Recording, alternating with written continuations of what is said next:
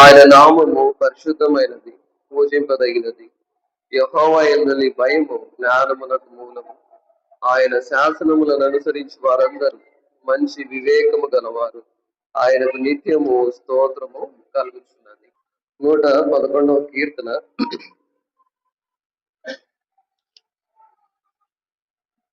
9-10 వచనాలను మనం ఇక్కడ చదువుతూ వచ్చినాం. కనుక ప్రాముఖ్యంగా ఇక్కడ మనకి జ్ఞాపకం చేయబడేటువంటి మాట, ఉదయకాల సమయంలో ప్రభువుని ఆరాధించక మునుపు ఏంటి ఆ మాట అని మనము జ్ఞాపకం చేసుకోగలిగితే, ఆయన తన ప్రజలకు విమోచనము కలుగజేయవాడు అనేటువంటి మాట.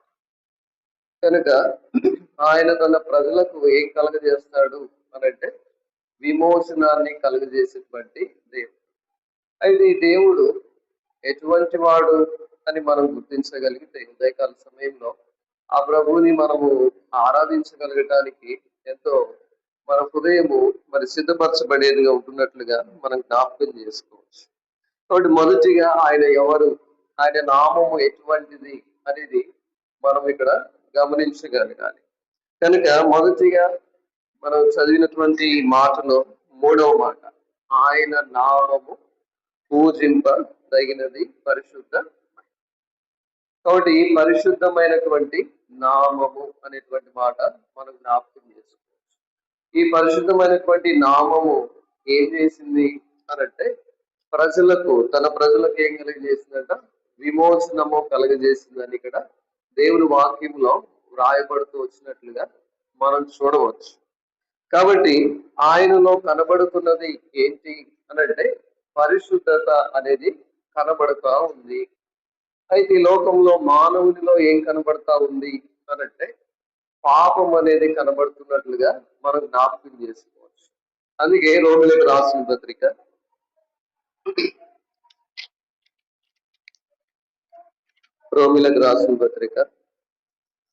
3వ అధ్యాయము 23వ వచనాన్ని మనం చదువుతాం. రోమిలకు రాసిన పత్రిక 3వ అధ్యాయము 23వ వచనం, ఏ భేదమును లేదు, అందరూ పాపము చేసి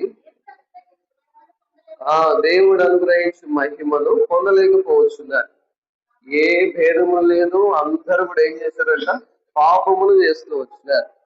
అయితే పాపము ద్వారా మానవునిలో ఏముంది అనంటే ఎంతో అపవిత్రత అనేది మానవుడు కలిగి ఉన్నట్లుగా మనం జ్ఞాపకం చేసుకోవచ్చు.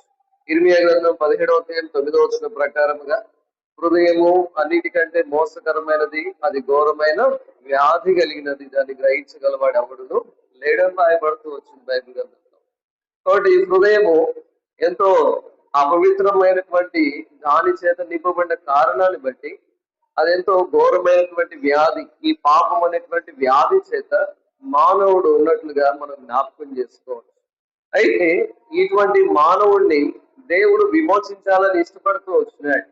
అయితే మానవుల్లో దాదాపుగా 13 రకాలైనటువంటి వ్యాధులు, కనిపించనిటువంటి వ్యాధులు లోకంలో అంటే హృదయంలో ఉన్నట్లుగా మనం జ్ఞాపకం చేసుకోవచ్చు. మార్క్స్ వార్త 7వ అధ్యాయం 20-21 వచనాలను మనం జ్ఞాపకం చేసుకోగలిగితే అక్కడ ఆ మాటలు మనం గమనించవచ్చు. మార్క్స్ వార్త 7వ అధ్యాయము 20, 21, 22, 23 వచనాలు,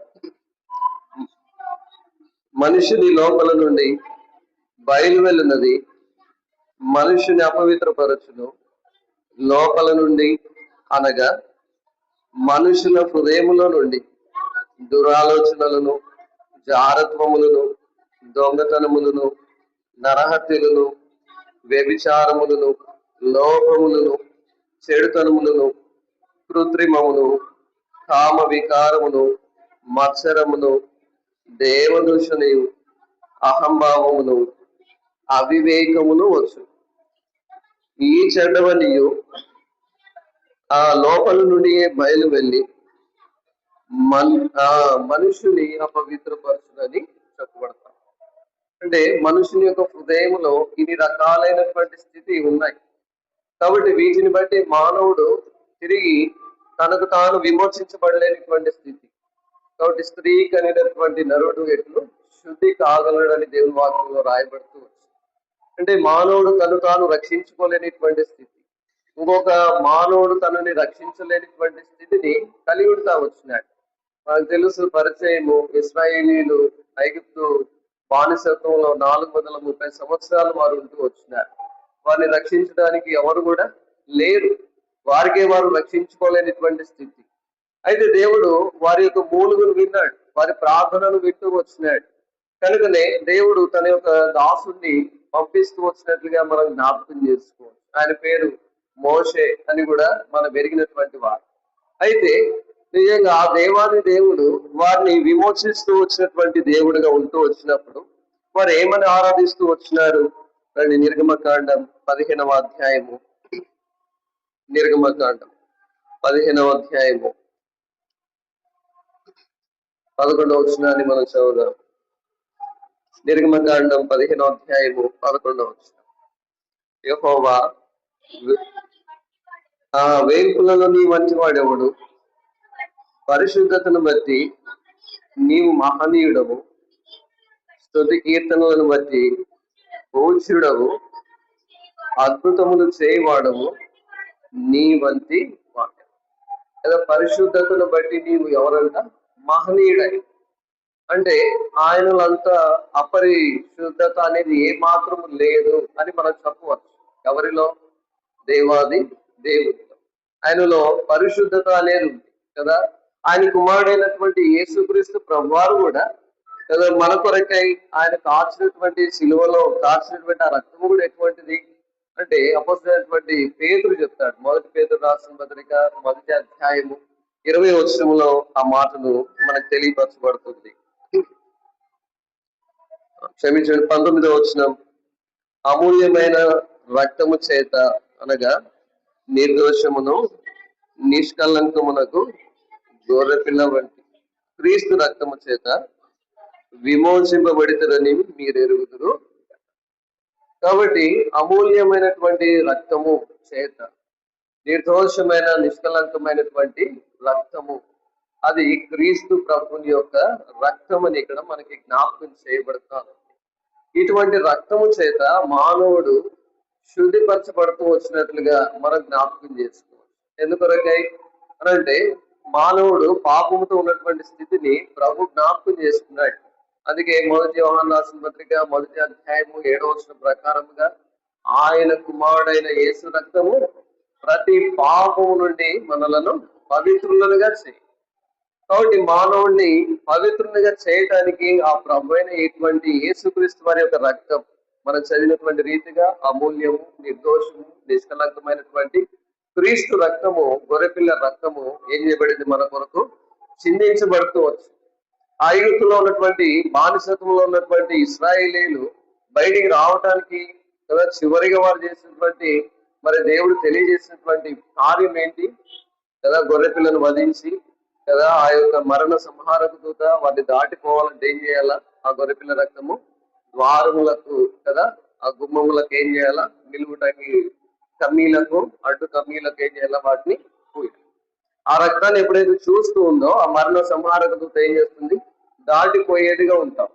అంటే ఆ రక్తము అంతగా అక్కడ ఏం చేసింది అనంటే మరణమును కూడా దాటించేటువంటి స్థితిని అక్కడ తెలియపరుస్తున్నట్లుగా మనం చూడవచ్చు.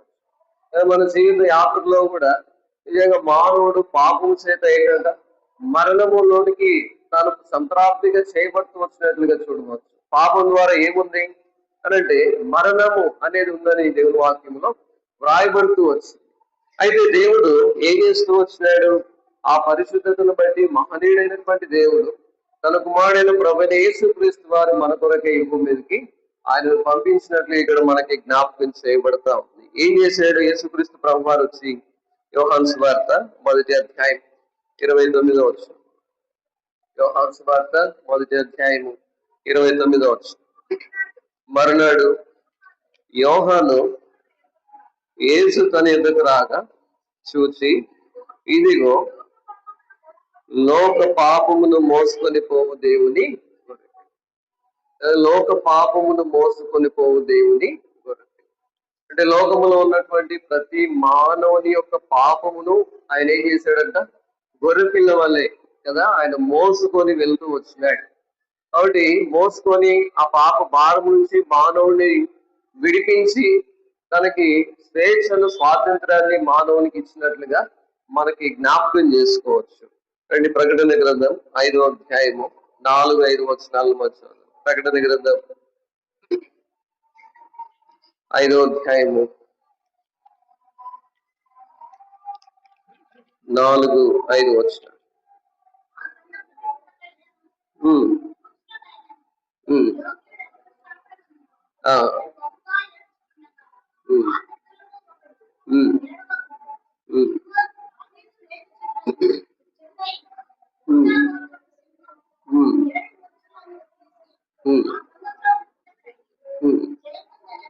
జయము పొందిన నాతో చెప్పాను. 4వ అధ్యాయము 4-5 వచనాలు. సింహాసనం చుట్టూ 24 సింహాసనములు ఉండేది. ఈ సింహాసనములను 24 పెద్దలు తెల్లని వస్త్రములు ధరించుకొని తమ తలల మీద సువర్ణ కిరీటములు పెట్టుకున్న వారై కూర్చుండేది. ఆ సింహాసనములో నుండి మెరుపులను, ధ్వనులను, ఉరుములను బయలుదేరుచున్నవి. మరియు ఆ సింహాసనం ఎదుట 7 ద్వీపములు ప్రజ్వలించుచున్నవి. అవి దేవుని 7 ఆత్మలు కదా. అవి దేవుని 7 ఆత్మలను అక్కడ మనకి జ్ఞాపకం చేయబడతాం. ఇప్పుడు మనమందరము కూడా పాపాన్ని బట్టి ఏమవుతూ వచ్చాం అంటే తీర్పుకు లోనవుతూ వచ్చినాం. దేవుని యొక్క ఉగ్రతకు స్వభావ సిద్ధముగా దేవుని యొక్క ఉగ్రతకు మనం పాత్రలైనటువంటి వారమని దేవుని వాక్యం మనకి తెలియపరచబడతా ఉంది. ఎఫెసీయులకు రాసిన పత్రిక 2వ అధ్యాయము ఆ మాటలు అక్కడ మనకి జ్ఞాపకం చేయబడతాయి. ఎఫెసీయులకు రాసిన పత్రిక 2వ అధ్యాయము 3వ వచనాన్ని మనం చదవగలిగితే అక్కడ మాటలు మనం గమనించవచ్చు. వారితో కలిసి మనమందరమును శరీరం యొక్కయు మనస్సు యొక్కయు కోరికలను నెరవేర్చుకొనుచు మన శరీరాశలను అనుసరించి మునుపు ప్రవర్తించుచు కడుమ వారి వలనే ఆ స్వభావ సిద్ధముగా దైవోగ్రతకు పాత్రులమై యుద్ధి. కాబట్టి దైవోగ్రతకు మనం ఏమై ఉన్నామంట? పాత్రులమై. అయితే ఇటువంటి మానవునికి ఏమవసరం అంటే విమోచనం అనేది చాలా అవసరం. కనుకనే మనం చదివాము, ఆయన తన ప్రజలకు ఏం కలగజేయవాడు? ఆయన విమోచనము కలగజేయవాడు. 111వ కీర్తన 9వ వచనంలో ఆ మాట అక్కడ రాయబడుతూ వచ్చింది. అంటే ఇటువంటి స్థితిలో ఉన్నటువంటి మానవునికి విమోచనం అనేది అవసరము. అయితే దేవుడు ఏం చేస్తూ వచ్చాడు? ఆయన కుమారుడైన యేసుక్రీస్తు వారిని భూమి మీద పంపించాడు. తన యొక్క పరిశుద్ధమైనటువంటి రక్తాన్ని, నిర్దోషమైన రక్తాన్ని మానవుని కొరకే చెందించాడు. ఆ మానవుణ్ణి ఏం చేస్తూ వచ్చాడంట? విమోచించడానికి ఆ పరిశుద్ధ రక్తాన్ని తన మీద ప్రోక్షింపబడుతూ వచ్చినట్లుగా మనకి జ్ఞాపకం చేయబడతా ఉంది. కనుక ఈ మాట మరి దానిని బట్టి మానవుడు ఏమవుతూ వచ్చాడు అనంటే పరిశుద్ధపరచబడుతూ వచ్చాడు. విమోచన మరి విడుదల పొందుతూ వచ్చాడు. రక్షణలోనికి తాను వచ్చినట్లుగా మనం జ్ఞాపకం చేయబడతా ఉంది. రండి ప్రకటన గ్రంథం 5వ అధ్యాయము 9-10 వచనాలు మంచి. ప్రకటన గ్రంథం 5వ అధ్యాయము 9-10 వచనాలు. ఆ పెద్దలు, నీవు ఆ గ్రంథమును తీసుకొని దాని ముద్రలను విప్పుటకు యోగ్యుడవు.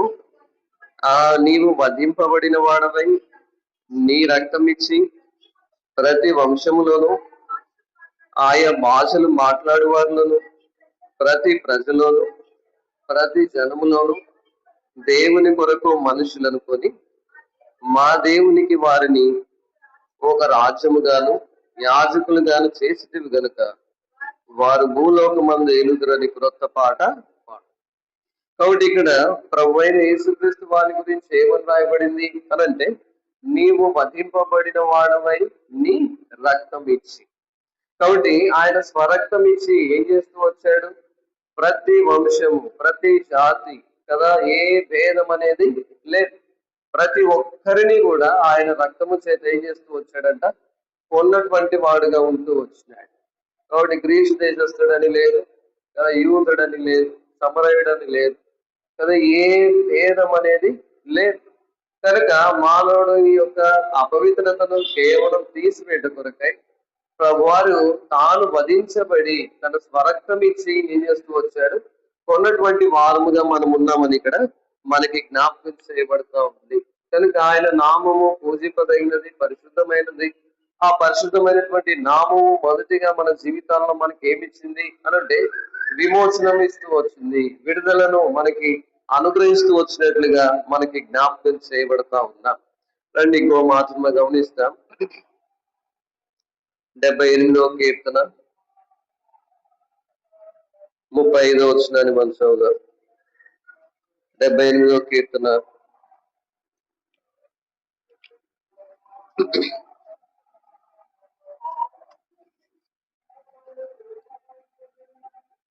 35వ వచనం. దేవుడు తమకు ఆశ్రయ దుర్గమని, మహోన్నతుడైన దేవుడు తమకు విమోచకుడని వారు జ్ఞాపకము చేసి కదా. దేవుడిని మనం ఏమని జ్ఞాపకం చేసుకోవాలి ఉదయకాల సమయంలో అనంటే, ఆయన ఏంటంట మహోన్నతుడైన దేవుడు తమకు విమోచకుడని వారు జ్ఞాపకం చేసుకోవాలి. కాబట్టి ఆయనే మన విమోచకుడని మనవుడి ఉదయకాల సమయంలో జ్ఞాపకం చేసుకొని ప్రభుని మనం స్తుతించి గణపరచాలని దేవుడు ఆశపడుతున్నటువంటి వాడై ఉన్నాడని ఇక్కడ మనకి జ్ఞాపకం చేయబడుతూ ఉంది. రండి ఇంకో మాటను మనం గమనిస్తాం. యెషయా గ్రంథం 63వ అధ్యాయము 14వ వచనాన్ని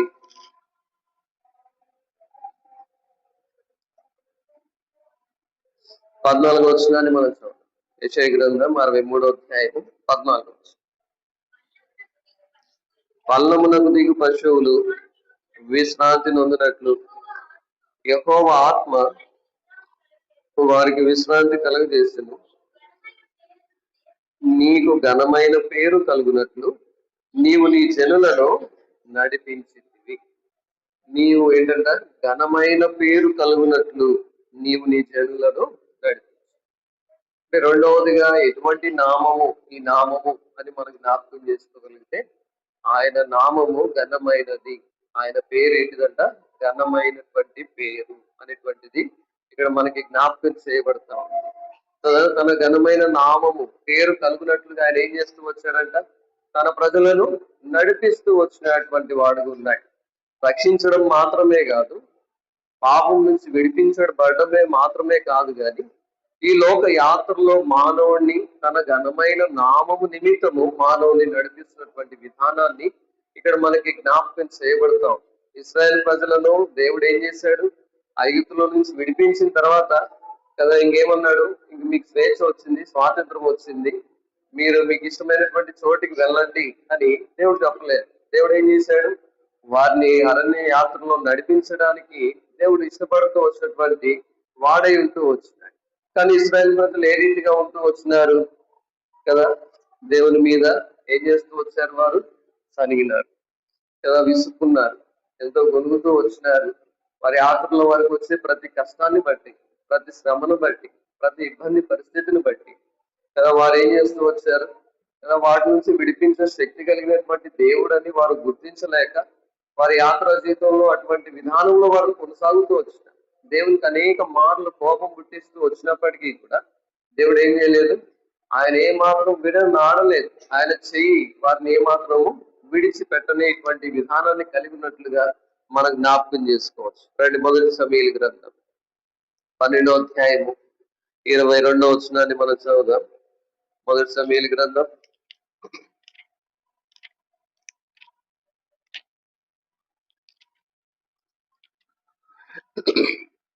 12వ అధ్యాయము 22వ వచనం.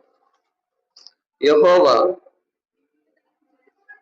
తనకు జనముగా చేసుకున్నటకు ఇష్టము కలిగి ఉన్నాడు. తన ఘనమైన నామము నిమిత్తము తన జనులను ఆయన విడనాడడు. తన ఘనమైన నామము నిమిత్తము ఆయన తన జనులను ఏం చేయడట, విడనాడడు అనేటువంటి మాట ఇక్కడ మనకి జ్ఞాపకం చేయబడతా ఉంది. కాబట్టి ఈ రీతిగా తన ఘనమైనటువంటి నామము మనకి ఏం అనుగ్రహించింది అంటే, మన జీవిత యాత్రలో మనల్ని విడిచిపెట్టకుండా దేవుడు తన యొక్క చేతితో మనల్ని పట్టుకొని నడిపించేటువంటి దేవుడై ఉంటా ఉంటాడు. నీ శ్రమలు ఆయన తోడై ఉంటాడు, నీ కష్టములు ఆయన తోడై ఉంటున్నాడు, నీకు అన్ని విధాలుగా చాలినటువంటి దేవుడుగా ఆయన ఉంటున్నట్లుగా మనం జ్ఞాపకం చేసుకోవచ్చు. ఈ దేవుడు నాకు ఫలానిది చేయలేదని మనకి చెప్పడానికి ఎవరికి లేదు. కనుక దేవుడు ప్రతిదీ మన జీవితంలో ఏం చేస్తున్నాడు? మన అక్కర కొలది, మన క్షేమం కొలది, మనకు మేలు కొలది ఏం చేస్తున్నాడు? ఆయన మన అక్కరను తీర్చగలిగేటువంటి దేవుడని ఇక్కడ మనకి జ్ఞాపకం చేయబడుతూ ఉంది. రెండవ మాట యెహోషువ గ్రంథం 7వ అధ్యాయం 9వ వచనాన్ని మనం చూద్దాం. యెహోషువ గ్రంథం 7వ అధ్యాయము 9వ వచనాన్ని మనం చదువుతాం.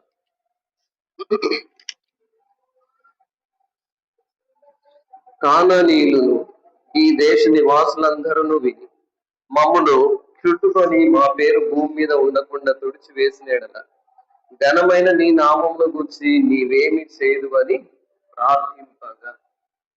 ఇక్కడ సందర్భము మనం ఎరిగినటువంటి వారమే కదా. కానాను దేశములో ఆ స్వాస్థ్యములో కదా గొప్పవారు ఉన్నారు కదా. కానానీయులు, పెర్జీయులు, హివ్వీయులు, యెబూసీయులు ఇటువంటి కదా ఉన్నతమైనటువంటి వారు ఉన్నారని అక్కడ మనకి జ్ఞాపకం చేయబడుతుంది.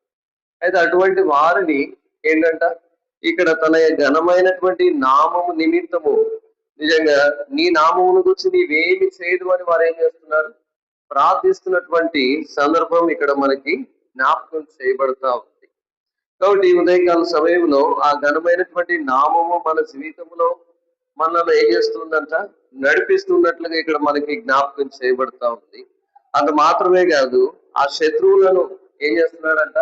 అక్కడి నుంచి కదా వారిని వెళ్ళగొట్టి వీరికి స్వాస్థ్యాన్ని అనుగ్రహించేటువంటి దేవుడని అక్కడ మనకి జ్ఞాపకం చేయబడతాం కదా. వారు ప్రార్థిస్తూ వచ్చినారు, ప్రభువా ఏంటి పరిస్థితి? ఇటువంటి శత్రువు ఉన్నాడు, శత్రువు యొక్క భయం నుంచి కదా వారి యొక్క ఎదుగుతున్న మేము చూసినప్పుడు మేము వారికి ఎలా కనపడుతున్నాం కదా? ఎంతో మిక్కిలి అల్పమైనటువంటి వారముగా ఉన్నాం, ఎంతో కదా వారి యొక్క దృష్టికి మేము మిడతల వల్ల కనపడుతున్నటువంటి వారముగా ఉన్నాం. కానీ నీవేం చేయగలవు?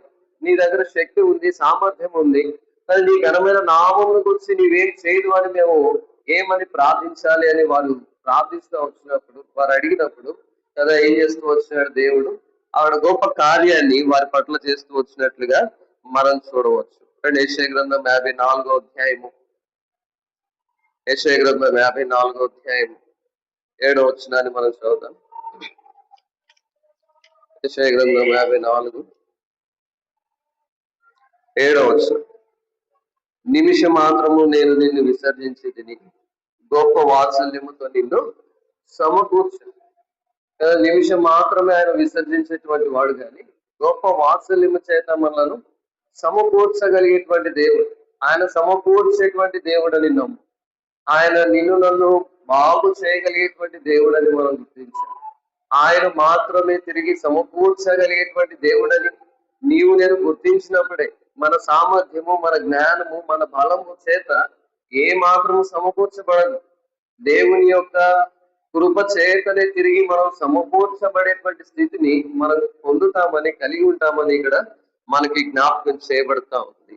కాబట్టి ఆ రెండవదిగా ఆయన తన ఘనమైనటువంటి నామము విషయం ఏం చేస్తూ వచ్చింది? ఆ ఘనమైన నామము పేరు మన జీవితంలో మన యొక్క అన్ని విషయాల్లో మనకు చాలినటువంటి దేవుడై ఉంటా ఉన్నాడు. మనల్ని ఏమాత్రం విడిచిపెట్టడం లేదు కదా. నిమిషం మాత్రమే ఆయన ఏం చేస్తున్నాడు? విసర్జించాడు, కానీ గొప్ప వాత్సల్యం చేత మనల్ని ఏం చేస్తున్నాడు? సమకూర్చగలిగేటువంటి దేవుడు అని ఇక్కడ మనకి జ్ఞాపకం చేయబడతా ఉంది. రండి ఇంకో మాట మనం జ్ఞాపకం చేసుకుందాం. 54వ కీర్తన 6వ వచనాన్ని మనం చదువుదాం. 54వ కీర్తన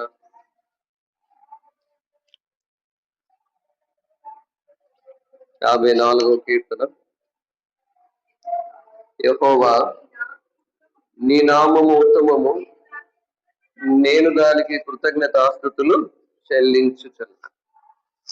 కాబట్టి ఇక్కడ దేవుని యొక్క నామం ఎటువంటిది అంటే అది ఉత్తమమైనది అని ఇక్కడ మనకి జ్ఞాపకం చేయబడుతుంది. అందుకే కీర్తనకారుడు తన జీవితంలో ఏం చేస్తున్నాడంట? అయ్యా నీవెంతో మంచి వాడవు, నువ్వెంతో గొప్ప దేవుడవు, గొప్ప నామం కలిగినటువంటి వాడు కనుక నా పట్ల నీవు చూపించిన నీ మంచిని బట్టి నేను నీకేం చేస్తున్నాను? కృతజ్ఞతాస్తుతులు చెల్లిస్తున్నానని ఇక్కడ చెప్తున్నాడు. ఏం చేశాడు ఆయన అని అంటే చూడండి 4వ వచనం. ఇదిగో దేవుడే నాకు సహాయకుడు, దేవుడే నాకు సహాయకుడు. ఆయన ఏం చేస్తూ వచ్చాడంట? ప్రభువే నా ప్రాణమును ఆదరించువాడు. కాబట్టి ఆయన సహాయకుడుగా ఉండడం మాత్రమే కాకుండా మన ప్రాణములు ఏం చేస్తున్నాడు, ఆయన ఆదరిస్తున్నటువంటి వాడు ఉన్నాడు కదా. మనకు వచ్చే బాధలు, సమస్య కదా, ఇబ్బంది ఇరుకులను బట్టి, మనం కలిగి ఉన్నటువంటి కష్టాలను బట్టి కదా మన ప్రాణము ఏమైపోతుంది కదా అనంటే ఆదరణ లేనిటువంటి స్థితిలోనికి వెళ్తున్నటువంటి పరిస్థితి కదా. అటువంటి స్థితిలో దేవుడు ఏం చేస్తాడంట, ప్రభువే మనలను ఆదరించగలిగేవాడు, మనకు సహాయం చేయగలిగేటువంటి దేవుడు అని ఇక్కడ మనకి జ్ఞాపకం చేయబడతా ఉంది. 121 కీర్తనలో దావీదు అంటాడు, యెహోవా వల్లనే నాకు సహాయము కలుగును కదా. దేవుని ద్వారానే మన జీవితంలో ఏం పొందగలం అనంటే మనం సహాయమును పొందగలిగేటువంటి వారముగా ఉంటాం. ఆయన సహాయం చేయడం మాత్రమే కాదు, మనల్ని ఆదరించేటువంటి దేవుడు. 66వ కీర్తన 13వ వచనంలో యెషయా గ్రంథం, ఒకరి తల్లి వారిని ఆదరించినట్లు నేను మిమ్మల్ని ఆదరించదను కదా. ఆయన ఏంటంట, యెరూషలేములోనే మీరు ఆదరింపబడెదరని ఇక్కడ మనకి జ్ఞాపకం చేయబడతా ఉంది. కాబట్టి నిజంగా శత్రువు మనలను ఇబ్బంది పెట్టడానికి చాలా సార్లు ప్రయత్నించినప్పుడు ఆ ప్రయత్నంలో కదా మనం ఏం చేయలేక కదా ఆదరణ లేనిటువంటి స్థితిలో, సహాయం లేనిటువంటి స్థితిలో మనం ఉంటున్నప్పుడు కదా దేవుని తన యొక్క వాక్కు ద్వారానే మన జీవితంలో ఏం చేస్తున్నాడు, ఆయన ఆదరణను ఇచ్చేటువంటి దేవుడు అని ఇక్కడ మనకి జ్ఞాపకం చేసుకోవచ్చు. కాబట్టి ఉదయకాల సమయంలో ఆ దేవుని యొక్క నామం మొదటిగా మనల్ని విమోచించింది, రెండవదిగా మనల్ని సమకూర్చడానికి ఇష్టపడుతూ ఉంది. మన యొక్క బాధలలో, మన కష్టాల్లో కదా ఆయన వెళ్తూ ఉన్నప్పుడు కదా నాకు ఈ సహాయం చేయలేదే అని మనం ప్రభు పైన కదా ఈ రీతిగా విసిగినప్పుడు, సలిగినప్పుడు ఆయన దానిని బట్టి ఆయన మనల్ని విడనాడకుండా తిరిగి మనల్ని సమకూర్చుకొని తన యొక్క ఘనమైన నామము నిమిత్తము మనల్ని నడిపిస్తున్నటువంటి వాడు ఉన్నాడు. అలాగే మూడవదిగా ఉత్తమమైనటువంటి నామం ఏం చేస్తూ వచ్చింది అనంటే ఆయన మన జీవితంలో సహాయకుడుగా ఉంటా ఉన్నాడు. అంత మాత్రమే కాకుండా మన ప్రాణములు ఏం చేస్తున్నాడంటే ఆయన ఆదరించేటువంటి దేవుడుగా ఉంటా ఉన్నాడు, మనల్ని భద్రపరిచేటువంటి దేవుడుగా ఉంటూ ఉన్నాడు, మనలను కాపాడేటువంటి విషయంలో దేవుడుగా ఉంటా ఉన్నాడు. 121వ కీర్తన 4వ వచనం ప్రకారముగా ఆయన ఏంటంట, ఇశ్రాయేలును కాపాడువాడు, కునకడు, నిద్రపోడు కదా. ఆయన ఏం చేయట్లేదు, మనల్ని భద్రపరచడానికి, శత్రువు యొక్క చేతిలో నుంచి విడిపించడానికి లేదా శత్రువు మన యొక్క ప్రాణాన్ని, జీవాన్ని ఎత్తుకొని పోకుండా ఉండేదానికి మన కొరకు ఏం చేస్తున్నాడు, నిరంతరము కావలి కాస్తున్నాడు. నిరంతరము పునకక నిద్రపోక ఏం చేస్తున్నాడంట, మనల్ని కాపాడుతున్నటువంటి దేవుడని మనకి జ్ఞాపకం చేయబడతా ఉంది. కనుక ఆయన అటువంటి సహాయకుడుగా మన జీవితాల్లో అటువంటి దేవుడిగా ఉంటున్నాడని మనం నమ్మవచ్చు. చూడండి, యూదా రాసిన పత్రిక చివరి వచ్చిన 24వ వచనాన్ని మనం చదువుదాం. 24, 25 వచనాలు కలిసి ఉన్నాయి, అందరం కలిసి చదువు. తొట్రిల్లకుండా మిమ్మల్ని కాపాడుటకును, తన మహిమ ఎదుట ఆనందముతో మిమ్మల్ని నిర్దోషులనుగా నిలవబెట్టుటకును, శక్తి గల మన రక్షకుడైన అద్వితీయ దేవునికి మన ప్రభువైన యేసుక్రీస్తు ద్వారా మహిమయు, మహాత్మ్యమును, ఆధిపత్యమును, అధికారమును యుగములకు పూర్వమును ఇప్పుడును సర్వయుగములకు కలుగును గాక. ఆమేన్. కాబట్టి మనల్ని కాపాడడం మాత్రమే కాదు, ఏంటంటే తన మహిమ ఎదుట ఆనందముతో మిమ్మల్ని నిర్దోషులుగా నిలవ. ఇప్పుడు ఆ మహిమలో ఆ ప్రభువుతో పాటు మనం కూడా ఉండాలని దేవుడు ఆశపడుతున్నటువంటి వాడు ఉన్నాడు. అందుకొరకే దేవుడు ఈ భూమి మీద ఏం చేస్తున్నాడు, మనల్ని భద్రపరుస్తున్నటువంటి దేవుడై ఉంటా ఉన్నాడు, మనల్ని కాపాడుతున్నటువంటి దేవుడుగా ఇక్కడ ఉన్నాడని ఇక్కడ మనకి జ్ఞాపకం చేయబడతా ఉంది. కాబట్టి ఇటువంటి రుజువు, ఆయన నామము మన పక్షాన ఆయన రుజువు చేసేటువంటి దేవుడుగా ఉంటున్నాడని ఇక్కడ మనకి జ్ఞాపకం చేసుకోవచ్చు. రండి చివరికి ఇంకో మాట మనం చూస్తాం. 135వ కీర్తన 13వ వచనాన్ని మనం చదువుదాం. 135వ కీర్తన 13వ వచనం. యెహోవా నీ నామం నిత్యం నిలుచును, యెహోవా నీ జ్ఞాపకార్థమైన నామము తరతరములు. కాబట్టి ఆయన నామం ఎటువంటిది అంటే నిరంతరము జ్ఞాపకము చేసుకునేటువంటి నామం కదా. అది ఏమాత్రం కూడా మరువనిది అని మన జీవితంలో మనం చెప్పగలిగేటువంటి వారమై ఉంటామని ఇక్కడ మనకి జ్ఞాపకం చేయబడతాం. ఏం చేస్తా ఉంది, ఈ నిత్యమైనటువంటి నిరంతరమైన జ్ఞాపకం చేసుకునేటువంటి నామం అనంటే నిత్యము మన జీవితంలో ఏం చేస్తుంది? ఇది జ్ఞాపకం పెట్టుకోవడానికి ఈ నామం చేసినటువంటి మేలు ఏంటంటే, ఆయన ఇశ్రాయేల్ ప్రజలను విడిపించిన తర్వాత వారి అరణ్యయాత్రలో నడిపిస్తున్నప్పుడు దేవుడే వారికి అన్ని విధాలుగా వారిని పోషిస్తూ నడిపిస్తూ వారికి కావాల్సినటువంటి అనుదిన విషయాల్లో నడిపిస్తూ ఉన్నటువంటి దేవుడుగా వారి ప్రాణాన్ని ఆదరిస్తూ వారికి సహాయకుడుగా ఉంటూ అందులో నడిపిస్తూ చివరికి ఏం చేద్దంట, ఆయన నామము నిరంతరము జ్ఞాపకం పెట్టుకునేదానికి దేవుడు ఇస్తానన్నటువంటి స్వాస్థ్యాన్ని, కానాను దేశాన్ని వారికి నిత్యమైనటువంటి స్వాస్థ్యముగా ఇవ్వడానికి దేవుడు ఇష్టపడుతూ వచ్చినట్లుగా మనం జ్ఞాపకం చేసుకోం. అందుకే కదా వారిని ఐగుప్తులో నుంచి బయటికి తీసుకొని వచ్చింది. అందుకే కదా మనలను ఆ నిత్యమైనటువంటి స్వాస్థ్యంలోనికి తీసుకుని వెళ్ళడానికే మనల్ని లోకం నుంచి మనలను కూడా దేవుడు ఏం చేశాడు? విడిపిస్తూ వచ్చినాడు. కాబట్టి మన యొక్క స్వాస్థ్యం అంటే ఇశ్రాయేలు ప్రజలు అక్కడ ఉన్నటువంటి విధానము స్వాస్థ్యము కనాన్ అయితే, మరి మన యొక్క స్వాస్థ్యం ఏంటి అని అంటే, మన యొక్క స్వాస్థ్యం ఎక్కడ భద్రపరచబడిందని దేవుని వాక్యంలో రాయబడింది? పరలోకమందు భద్రపరచబడి ఉన్నదని దేవుని వాక్యంలో రాయబడుతూ వచ్చింది. చూడండి, 1 పేతురు రాసిన పత్రిక 1వ అధ్యాయము 5వ వచనం. 1 పేతురు రాసిన పత్రిక 1వ అధ్యాయము 5వ వచనం. కలుగునట్లు విశ్వాసము ద్వారా దేవుని శక్తి చేత కాపాడబడు మీ కొరకు ఆ స్వాస్థ్యము పరలోకమందు భద్రపరచబడి ఉంది కదా. మనం ఎలా కాపాడబడవలసినటువంటి అవసరమే ఉంది అనంటే, విశ్వాసం ద్వారా దేవుని శక్తి చేత మనం ఏం చేయబడుతున్నాం? కాపాడబడుతూ ఉన్నాం. అది మన జీవితాల్లో మనం గుర్తించవలసిన వారమై ఉండాలి. కనుక ఇట్లాగూ కాపాడుతున్నటువంటి మన విషయమై దేవుడు ఏం చేశాడంట? ఆ పరలోకములో మన కొరకే స్వాస్థ్యాన్ని ఏం చేశాడు? సిద్ధపరిచినాడు, భద్రపరిచినాడు. అది ఇక్కడ మనకి జ్ఞాపకం చేయబడతా ఉంది. ఇక్కడి ఉదయకాల సమయంలో ఆయన నిరంతరము మనం జ్ఞాపకం చేసుకోవడానికి అటువంటి నిరీక్షణతో ఉన్నటువంటి జీవితాన్ని దేవుడు ఏం చేశాడు? మనకి ఇస్తూ వచ్చినటువంటి వాడు ఉన్నాడు. కాబట్టి విశ్వాస జీవిత యాత్రలో ఆ నిరీక్షణతో మనం ఏం చేస్తున్నాం? కొనసాగుతున్నటువంటి వారుగా ఉంటా ఉన్నాం. ఈ భూమి మీద మన ప్రాణాన్ని విడిచిన తర్వాత కదా మనం ఏమని చెప్పగలం అనంటే, ప్రభువుతో పాటు నేను కూడా ఉండగలను, ఆ స్వాస్థ్యములో ఆ దేవునితో పాటు నేను కూడా ఉండగలను అన్న నిరీక్షణతో ఉన్నటువంటి జీవితాన్ని మనం కలిగి ఉండి నడవలసిన వారమై ఉండాలని ఇక్కడ జ్ఞాపకం చేయబడతా ఉన్నాం. కాబట్టి ఉదయకాల సమయంలో ప్రభువుని ఆరాధించడానికి ఆయన తన ప్రజలకు ఏం చేయగలిగేవాడు? ఆయన విమోచనము కలగచేయవాడు. ఆయన నామము ఎటువంటిది? పరిశుద్ధమైనది, పూజింపదగినది. ఆ పరిశుద్ధమైనటువంటి నామం ఏమిచ్చింది మనకి అంటే విమోచనాన్ని కలగజేస్తూ వచ్చింది కదా. ఆ విమోచనము కలగజేయడం కొరకై మానవుడు ఏ స్థితిలో ఉన్నాడు? హృదయం అన్నిటికంటే మోసకరమైనదిగా ఉంది. మనిషిని లోపల నుంచే బయలుపెడాలి. మనుషుని ఏం చేస్తుంది? అపవిత్రమైనటువంటి స్థితి ఎక్కడో లేదు, మనిషిని లోపలే ఉంది. అది ఎన్ని విధాలుగా ఉందో మార్క్స్ వార్త 7వ అధ్యాయంలో మనం గమనించినాం కదా. వాటన్నిటిని విడిచిపెట్టడానికి, వాటన్నిటి నుంచి విడుదల విముక్తిని మనం పొందగలగటానికి కదా ఏ రక్తం అవసరం మనకి కదా? పరిశుద్ధమైన, నిర్దోషమైన, అమూల్యమైనటువంటి రక్తం మనకు అవసరం కదా.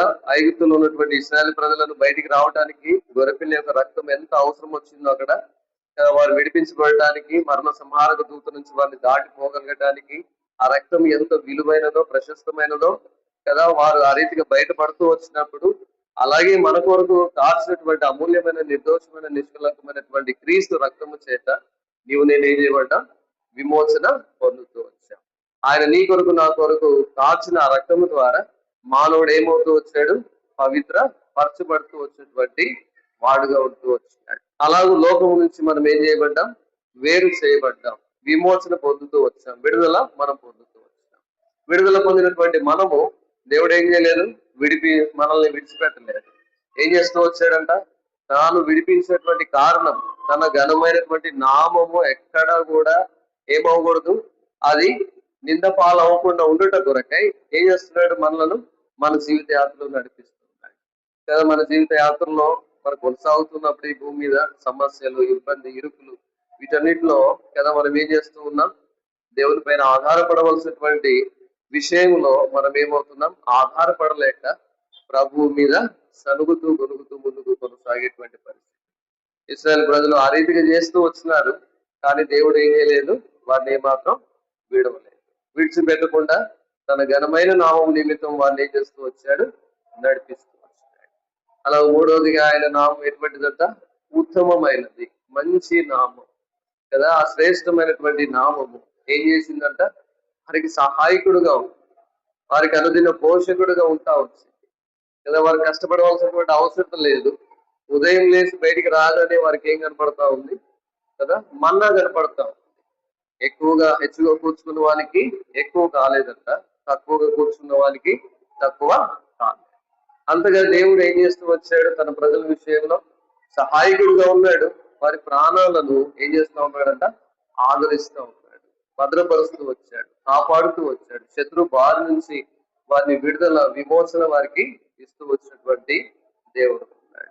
అలా నిత్యమైన జ్ఞాపకం ఉంచుకోవడానికి ఏం చేశాడు దేవుడు, వారికి ఏమి ఇచ్చాడంట, స్వాస్థ్యాన్ని ఇచ్చినాడు కదా. మన జీవితాల్లో కూడా ఆయన యొక్క స్వాస్థ్యము అనగా మనకి కొరకు కూడా ఎక్కడ భద్రపరచబడింది, అది పరలోకమందు భద్రపరచబడి. కాబట్టి ఆ స్వాస్థ్యము ఆ స్వాస్థ్యంలో ఆయనతో పాటు మనం కూడా ఉండాలని దేవుడు ఏం చేశాడు, ఇష్టపడుతూ వచ్చినాడు. అంటే అటువంటి సారూప్యతలోనికి మనల్ని నడిపించడానికి ఆ దేవుడు ఇష్టపడుతూ వచ్చినటువంటి వాడైతూ వచ్చాడు. కనుక ఉదయకాల సమయంలో ఈ కొద్ది తలంపులను మనం ఆధారం చేసుకొని ఆయన ఘనమైన నామాన్ని, ఉత్తమమైనటువంటి నామాన్ని, నిత్యము జ్ఞాపకం చేసుకునేటువంటి ఆ నామాన్ని, ఆ పరిశుద్ధమైన నామాన్ని మనం కూడా తలపోసుకొని ఉదయకాల సమయంలో మన పట్ల చేసిన రక్షణ కార్యాన్ని, మన యొక్క నిజమైన ఈ లోక జీవిత యాత్రలో ఆయన ద్వారా పొందిన ప్రతి మేలును మనం జ్ఞాపకం చేసుకొని ప్రభుని మనం స్తుతించి ఆరాధించడం